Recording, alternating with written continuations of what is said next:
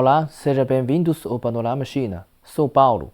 Durante uma entrevista, o empresário paraense, que já visitou a China 13 vezes, conta como testemunhou de perto as transformações do país e fala sobre sua convicção no potencial da parceria entre Brasil e China.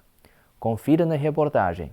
Com 7 estados e a maior área territorial do Brasil, a região norte já mantém negócios com a China há muitos anos e tem em nosso entrevistado um dos maiores articuladores. Márcio Ney é paraense, formado em administração e logística. Desde 2017 é um ponto focal das relações do Brasil, principalmente dos estados do norte do país, com o gigante asiático.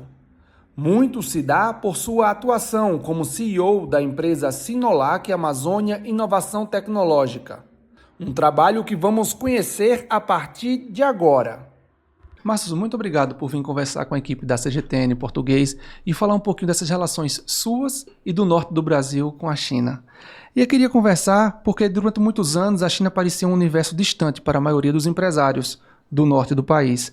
No seu caso, porém, essa aproximação virou parte central da sua trajetória profissional, né? Como começou essa relação com a China? Bem, primeiramente agradecer, para mim é uma honra estar aqui, conheço seu trabalho, admiro seu trabalho.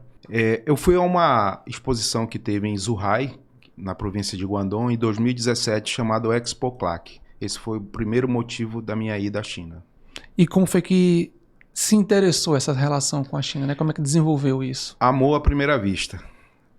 Depois de quase 26 horas de voo, mais 4 de Pequim para Hong Kong, mais 2 horas de balsa para atravessar. Na época não tinha a maior ponte do mundo. E quando eu vi ali aquele desenvolvimento, aquele grau de desenvolvimento, eu digo, é aqui que eu vou me acoplar. E já fui imaginando o estado Pará, a Amazônia, se conectando a essa locomotiva que é a China. Qual foi o seu primeiro passo, né, para iniciar essa relação? Lá eu conheci alguns chineses e conheci o projeto Sinolac, e que é um projeto de hub para promover produtos brasileiros dentro da China. Então vamos falar dele agora, né? Que o Pará já tinha relações comerciais com os chineses por meio de mineração, do agro e também da exportação de commodities. Ainda assim, a Sinolac passou a ser vista como uma ponte inédita entre os dois países, entre os dois lados. O que diferenciou, né, a atuação da Sinolac das relações que já existiam antes? É que as relações China-Brasil, Brasil-China, elas são complexas. Não apenas pela distância, pela cultura, pela barreira da língua, mas a própria maneira de fazer negócio.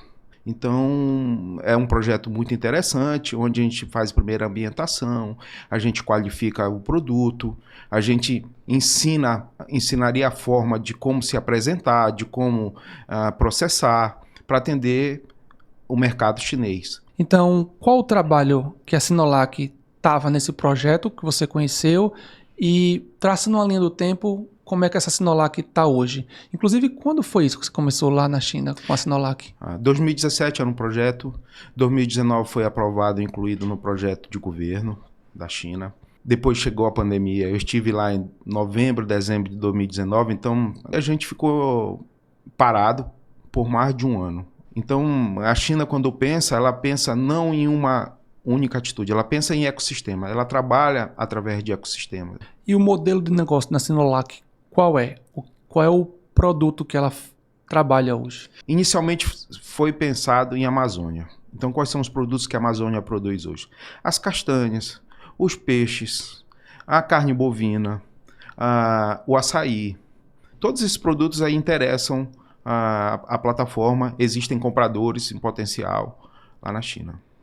Em vários momentos, o senhor aparece articulando encontros entre empresários chineses, universidades brasileiras e governos estaduais. Quando percebeu que sua atuação deixava de ser apenas comercial e passava também a ter uma dimensão institucional e também diplomática?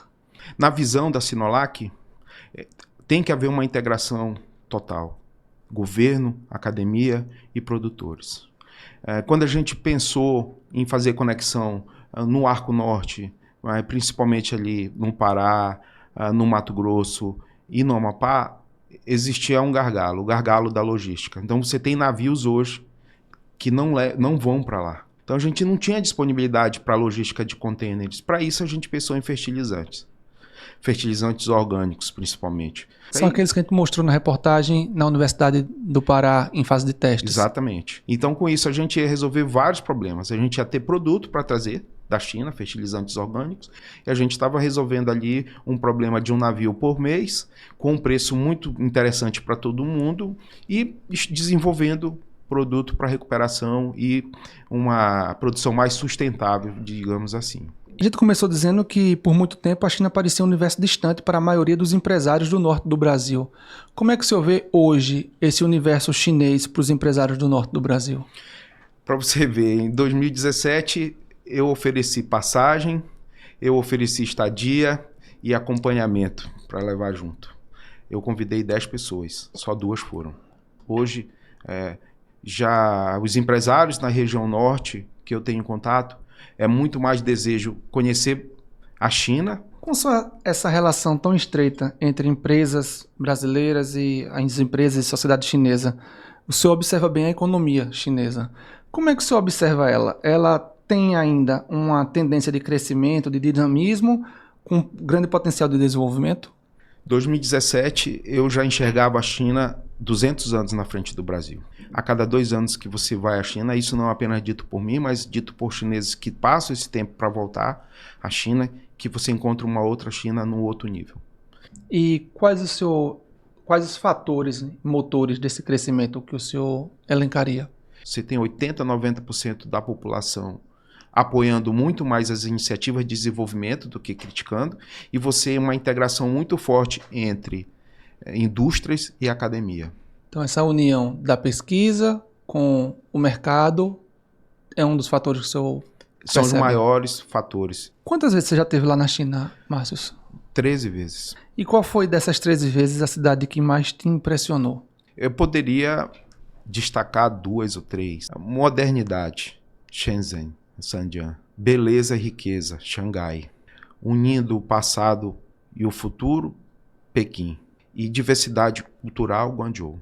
Dessas, qual você acha que tem mais uma política de atração de investidores? Xangai. Por quê?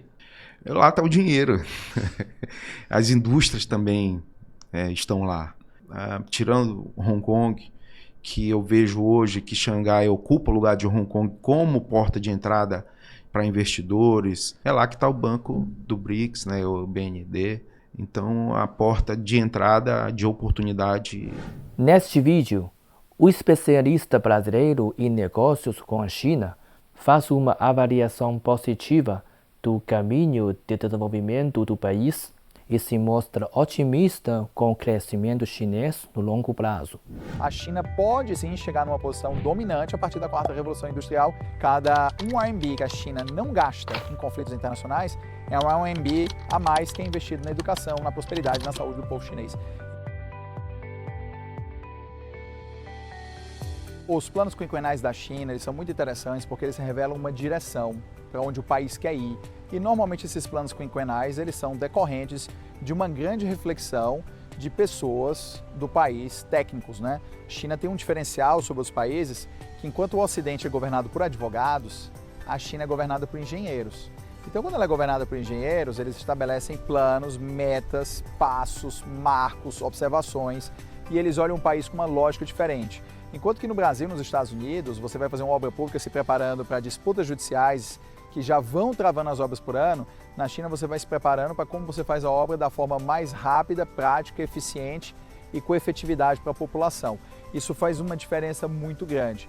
Então, quando o plano quinquenal chinês ele chega e traça suas metas para o desenvolvimento tecnológico, para a Revolução 4.0, a gente precisa voltar para trás para o plano Made in China 2025, que foi feito em outro plano quinquenal na década passada, em que mais de 80% das metas foram atingidas. Isso significa, de forma muito clara, que o governo chinês faz um plano que realmente não é apenas uma carta de intenções, mas é uma política que vai ser seguida.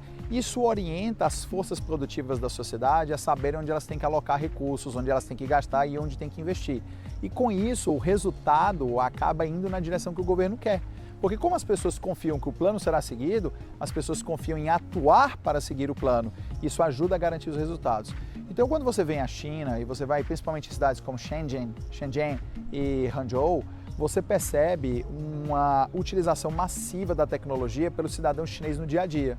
E essa utilização massiva pelo cidadão chinês no dia a dia, ela revela que a China conseguiu atingir uma produção em massa, até mesmo das tecnologias mais avançadas, conseguindo barateá-las a tal ponto que aqui na China nós temos o que a gente chama de Early Adopters Advantage, né? A vantagem de quem adota a tecnologia primeiro. Então é óbvio que se a China conseguir superar, conseguir ter uma produtividade crescendo mais rápido do que seus problemas de envelhecimento e os seus problemas do ramo imobiliário, porque hoje a China não tem mais déficit imobiliário, a China pode sim chegar numa posição dominante a partir da quarta revolução industrial, que vai se tornar muito difícil para outros países atingirem, até que chegue uma revolução 5.0, quando aí o jogo pode zerar de novo. Todas as economias têm seus problemas, seus calcanhares de Aquiles, suas dificuldades. A economia chinesa não vai ser diferente das outras. A economia chinesa tem uma dívida pública relativamente elevada, mas bem mais baixa proporcionalmente que a americana, se você considerar só a dívida pública. A economia chinesa tem um problema de envelhecimento, porque a população já está encolhendo e vai envelhecer de forma muito rápida. A população chinesa pode encolher em 50% até 2100. Isso representa grandes desafios. E é por isso que o governo chinês investe tão fortemente na inteligência artificial e na robótica. Porque se a inteligência artificial e a robótica crescerem, a produtividade da população em geral mais rápido do que se espera tradicionalmente, esses problemas poderão vir a ser superados. Então é uma aposta, porque do contrário, realmente a economia chinesa terá problemas. Mas esses problemas não serão agora, serão mais adiante no futuro. Só que as pessoas vêm há 20 anos prevendo o colapso da economia chinesa, né? 20 anos se fala isso e há 20 anos consistentemente a China entrega resultado. E isso vem de um investimento massivo em educação. A gente precisa fazer uma comparação muito clara. Enquanto os americanos gastaram aí alguns trilhões de dólares com guerras inúteis nos últimos 20 anos, principalmente atolando esse dinheiro no Oriente Médio, a China gastou o mesmo dinheiro investindo em infraestrutura. E é óbvio que isso tem um resultado. Então, a questão mais prática, se a economia chinesa tem problemas ou não, ela tem, ela não é perfeita, não existe uma economia perfeita nesse mundo ainda, não se criou essa economia perfeita. Se alguém falar, a economia suíça, cheia de problemas também. Mas a China conseguiu certamente construir uma economia grande, que tem entregado resultados para a maioria da sua população. Você tem ganhos de produtividade gigantescos e hoje a China é a indústria que domina 1/4 da produção manufatureira do planeta Terra. Eu acho que isso diz muito sobre como a China ela excede as expectativas. O que é a verdade? A verdade é que a China é um país grande, que soube se desenvolver, que é um país que caminha com propósito, que é um país rico, que é um país que ainda está superando alguns problemas, que tem outros problemas que vai ter dificuldade de superar, mas o foco principal da China sempre tem sido o comércio.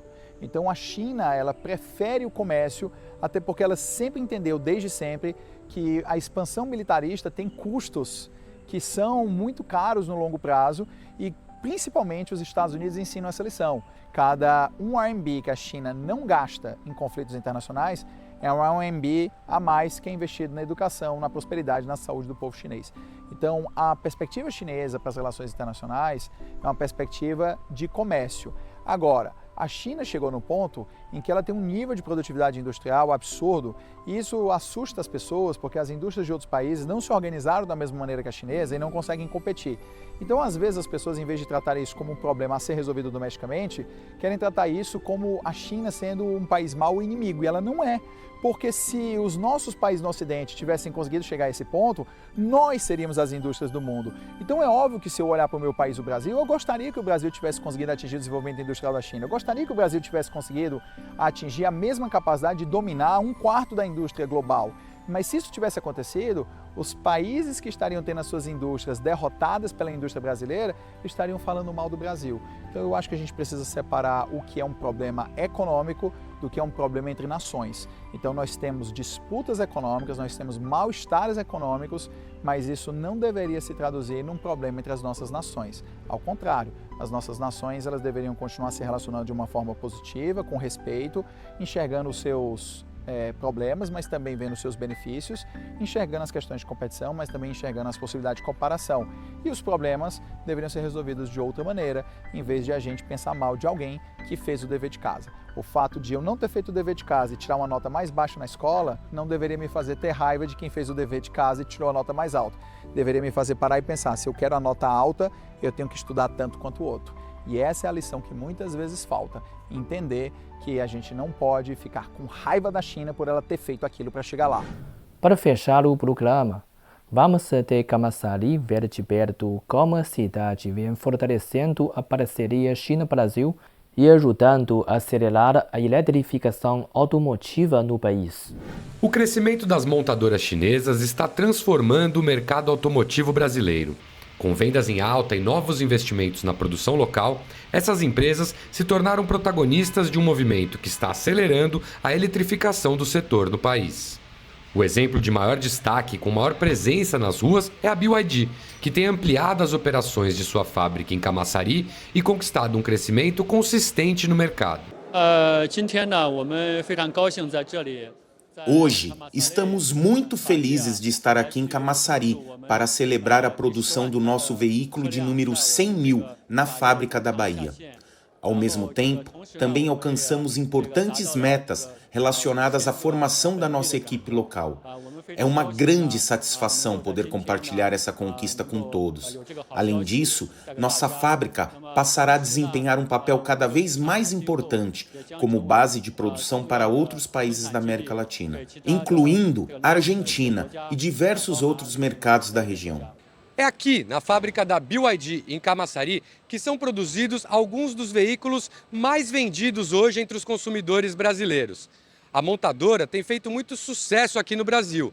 Chegou há 4 anos e ajudou o carro elétrico a cair no gosto do brasileiro. Os veículos eletrificados, que incluem modelos elétricos e híbridos, estão cada vez mais presentes nas ruas das cidades brasileiras. E os números comprovam essa percepção. No primeiro semestre de 2026, as vendas destes veículos cresceram 125% em relação ao mesmo período do ano passado. Foram mais de 215 mil veículos comercializados nos primeiros 6 meses do ano. Para se ter uma ideia, o mercado automotivo geral de veículos leves cresceu 20% no período. O desempenho mostra que os eletrificados avançam em um ritmo bem superior ao do restante da indústria automotiva. Grande parte deste avanço tem sido impulsionada pelas montadoras chinesas. No último Salão do Automóvel de São Paulo, 9 fabricantes da China apresentaram seus planos para o mercado brasileiro. Menos de um ano depois, várias delas já anunciaram investimentos na produção local. A BYD é o exemplo claro, né? Está anunciando hoje aqui 100 mil carros produzidos aqui na Bahia, mas vai muito além disso. A gente tem outras fábricas, a gente tem a GWM, que já anunciou uma segunda fábrica no Brasil, né? No Espírito Santo. A gente tem a Omoda, Jayco, fazendo anúncio de fábrica, GAC. Então, a MG Motor também já anunciou, né? Que vai produzir no polo do Ceará. Então, são várias marcas, é um movimento muito grande. Claro, a BYD está ali no topo, realmente por uma escala muito maior, mas são várias marcas chinesas. A expansão das fábricas também tem impacto direto na geração de empregos. Em Camaçari, milhares de vagas foram abertas nos últimos meses e fizeram a diferença para muita gente. É o caso do Ednei, que estava desempregado e agora foi contratado como operador de produção na área de soldagem. Ele é o funcionário 5.500 da fábrica em Camaçari e não esconde a alegria. Eu vinha de outra empresa, mas eu estava desempregado há 3 meses e foi excelente, né? Porque, querendo ou não, quando você desemprega, a renda baixa, então tive que mudar várias coisas. Então, hoje, para mim, está sendo uma excelência, mudar de patamar, né? A chegada da BYD também representa uma nova fase para Camaçari. A montadora ocupa a antiga estrutura da Ford e ajuda a impulsionar a retomada industrial do município. Nós sempre fomos o maior polo industrial misto da América Latina. Mas chegou um momento que houve uma decadência aqui no polo. O polo estava fechando as empresas, muitas empresas foram fechadas. Com a chegada da BYD e com a chegada dessas novas empresas, o polo se reergueu, o polo cresceu, o polo industrial se consolidou. E hoje somos, novamente, o maior polo industrial misto da América Latina. Os investimentos deixam claro que a BYD aposta no Brasil como uma de suas principais bases fora da China. O país já ocupa uma posição estratégica para toda a América Latina e pode se consolidar como um motor importante para a eletrificação automotiva aqui na região. De Camaçari, Bahia, Thiago Mostazo para a CGTN. Desejo a todos uma ótima semana. Tchau e até a próxima.